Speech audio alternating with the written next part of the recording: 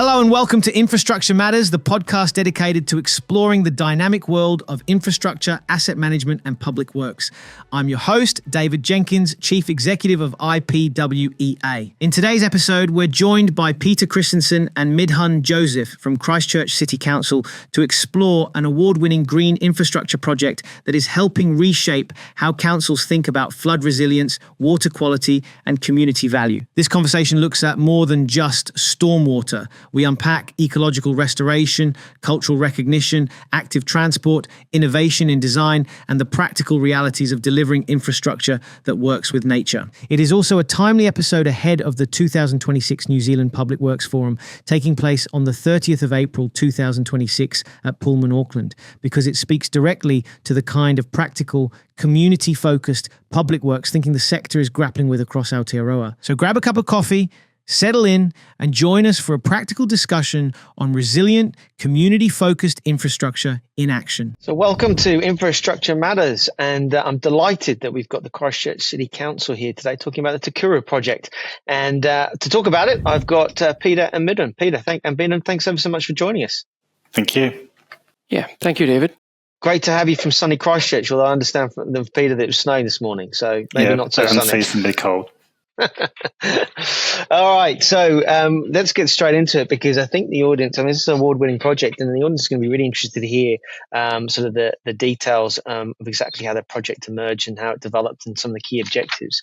And it's a really fascinating project. So let's dive straight into it and start with an easy question first. So why was the project developed in the first instance? How did it all come about? Yeah, the project was initiated back in 2010. It was mainly to address the flood risk in the southwest of Christchurch, particularly in the upper Heathcote River catchment, and also to improve the water quality in Cashmere Stream and Heathcote River. And Cashmere Stream is one of the waterways which has high ecological values within the city. So that was the two main reasons to initiate this project by Christchurch City Council. And I guess that leads into the objectives, right? So the two key objectives were water quality and stormwater prevention, correct? Yeah, the flood protection and the water quality improvement are the two main project objectives. But there are a few more project objectives which are recognize mana whenua values by acknowledging site significance as a traditional raupo sump. The site was a mahinga kai site, which means Māori used to collect the food and natural resources from here. And this project acknowledged that value and also enhance the ecology within the site, provide additional recreational spaces and open spaces for the community, transport access and connectivity by constructing shade paths for pedestrians and cyclists, and heritage recognition of existing drains within the site, which were constructed pre-1900, and some of the drain sections have heritage values. So, and this, I guess, leads into... Sorry, Peter, you were going to say something? No, I was just going to say, in terms of history, I think one little quirk is it was identified by the old Drainage Board back in the 1980s, and it's one of those examples of a project that sits, I guess, in the drawer for a long time until funding becomes available. And so it's really kind of the crisis of flooding in 2017 and post-earthquake that allowed this to kind of come to fruition or be renewed, I guess. So just a little historical footnote there. Yeah, okay. And you mentioned, Midhun, previously the sort of the cultural side of things. So, as an area of Māori significance. So how did you... that adds extra complexity, I'd imagine. But maybe if you could just give the listeners just a bit of a understanding of how you dealt with that. And, obviously there's the engineering side, but there's the cultural aspect. How did you manage all that, I guess? Yeah, the site was a traditional raupo sump back in 1800s or many years back, and then the site was changed to farming purpose or agriculture purpose. Then now we are constructing swales and stormwater basins within the site. So the site significance as a traditional raupo sump, and also the site was a mahinga kai site, which means Māori used to collect the food and natural resources from here. We had to incorporate that traditional and cultural knowledge into the project, and also to ensure the project represents site significance to the and relation to the history and the culture. Therefore, we had to work with IPWEA to ensure that knowledge is incorporated into the site. And Peter may have more to add into this, as he has involved in this project even before me. Yeah, I'd say it's actually a real bonus because it gives you a blueprint for understanding how the site was, hundreds of years ago and how it had been used, which is a real advantage in terms of structuring how it's going to go forward, in terms of the types of plants, the sort of what the waterways look like and so on.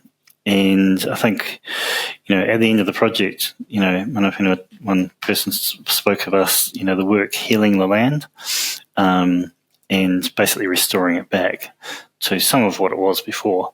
So, it was a real advantage to have that insight and that sort of those values to draw upon. So did that, you talked very much about the positives. Did that sort of draw out the sort of community engagement process longer? Was it a longer process than normal, or just different? I'd say different. They were very supportive of what the work we were trying to do because it was, so aligned with their values.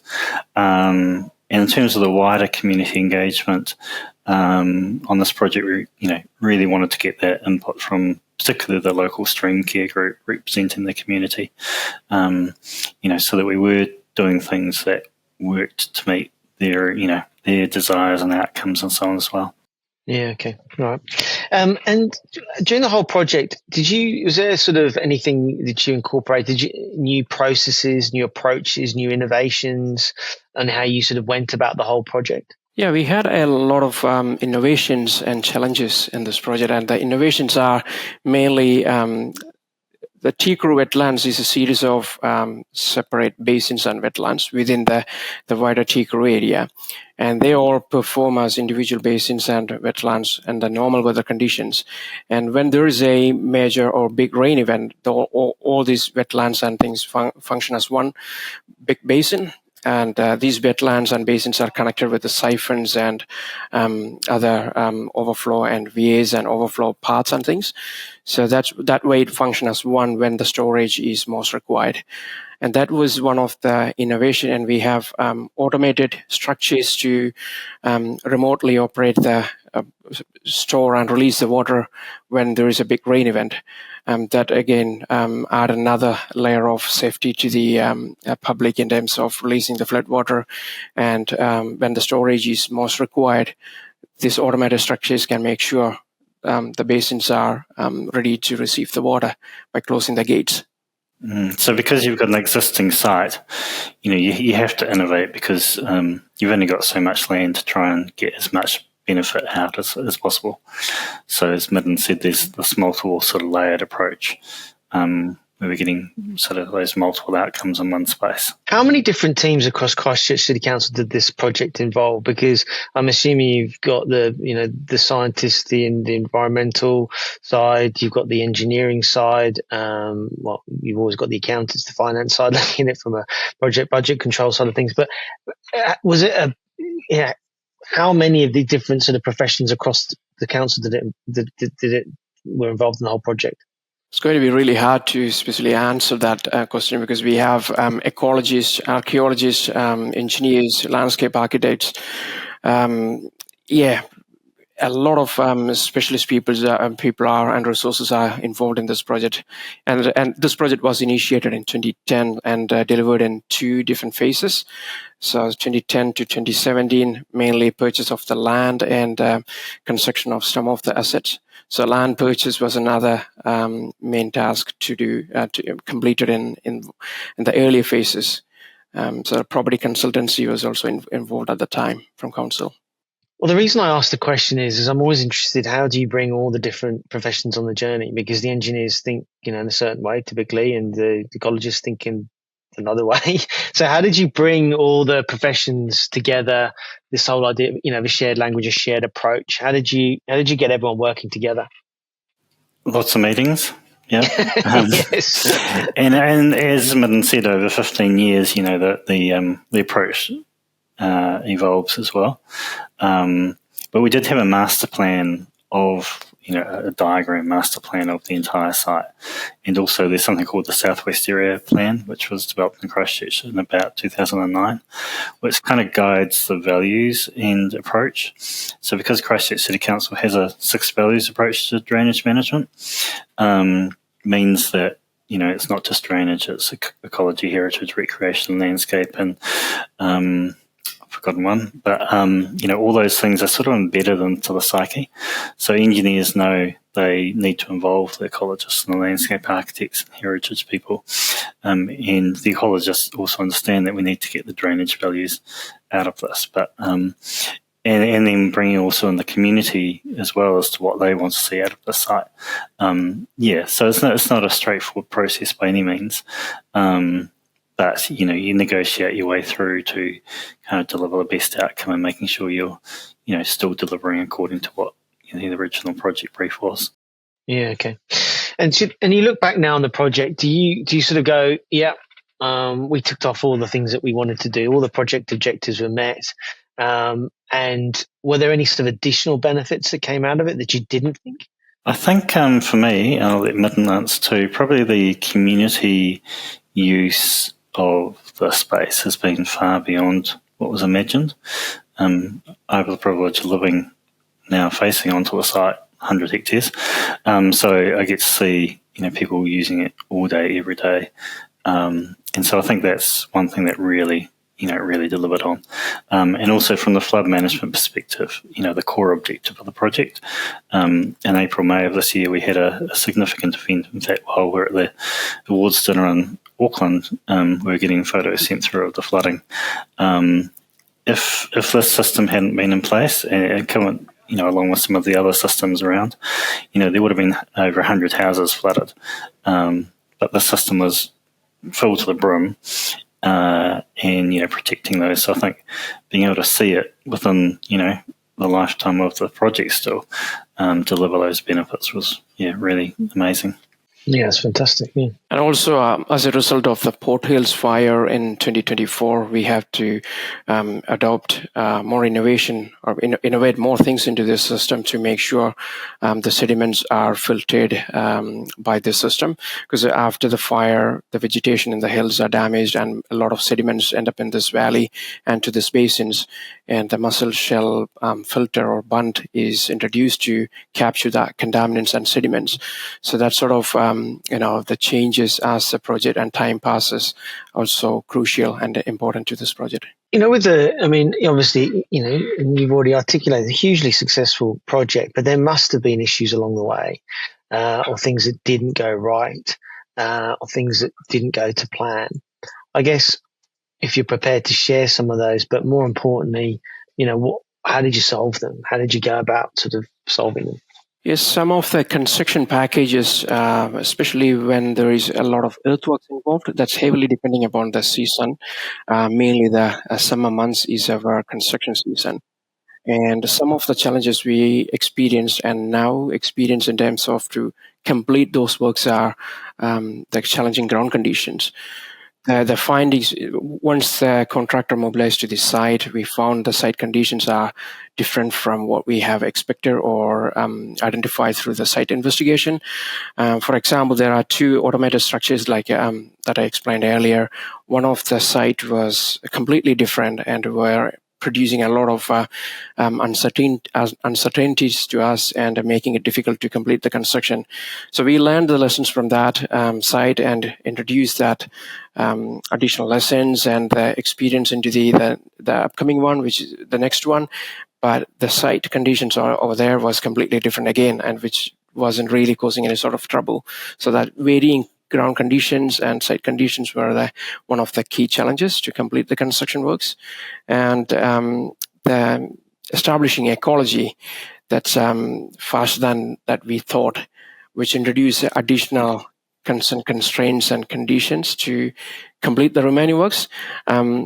in the past few years, we noticed a lot of new ecology is established all across the site, and making it really hard for us to complete the remaining works. There is another 2 or 3% of work still to be completed by June this year. June 2026. But it's again, we are heavily depending upon the weather, plus also to make sure the existing ecology is not affected. And now it's the bird nesting season, but a good time for to start the construction works. But we have to wait for that bird nesting to over to start recommence the construction works. Yeah, I mean, we could do a whole podcast itself on things, difficulties encountered and still are there. One example, speaking from Midhun, was siphons that were put through, hit a spring and couldn't be recovered. So we had to actually reconfigure the design to sort of manage that, and actually put different siphons in and left those ones as a partial outlet. So things like that. One of my favourite examples of things was that a seal was left on one of the actuators. These are actuators that drive a floodgate, and then water got into that and it got damaged, so it couldn't operate during the flood. So had to go out there and manually wind the handle. So on a project this scale, there's always going to be things that are little niggles and things that we're fortunate we're still in the phase where we can go back and, rectify some of those things, or be agile in terms of through the process, how we designed it. Yeah, okay. And what's the plan now to sort of manage these assets over the long term? What's the thinking behind that? Yeah, so once the construction is completed, the stormwater management area, Te Kuru wetlands, will be handed over to the stormwater asset owner. And the Christchurch City Council has an established stormwater waterways and operations and maintenance team. So they will be performing the day-to-day maintenance and operational activities with the support from a maintenance contractor or maintenance contractors. So they will be looking after the asset. So once the construction completion achieved, which is June 2026, it will be handed over to the stormwater operations and waterways team. Yeah, it is a really interesting question because, we've effectively built a large ecological reserve, and really focused on, trees and wetlands and building habitat, and you're handing it over to a stormwater maintenance team. Now, we're fortunate our stormwater team also manages waterways, so they've got an understanding of this, but we're also going to need to bring in some of our parks rangers who are more familiar with that sort of ecological management as well. So I guess that sort of green infrastructure does bring those challenges of you're building assets which don't neatly fit into one space, and require a different mix of skills, and understanding which parts you don't actually need to keep clearing weed from because they can just revert to a wetland or something, and other parts which this needs to be maintained for a drainage function. So yeah, there's a very big operational maintenance manual, but it's going to come down to actually understanding, how we manage the site as a kind of, it's not a park, but it certainly looks like a park to everyone who goes there.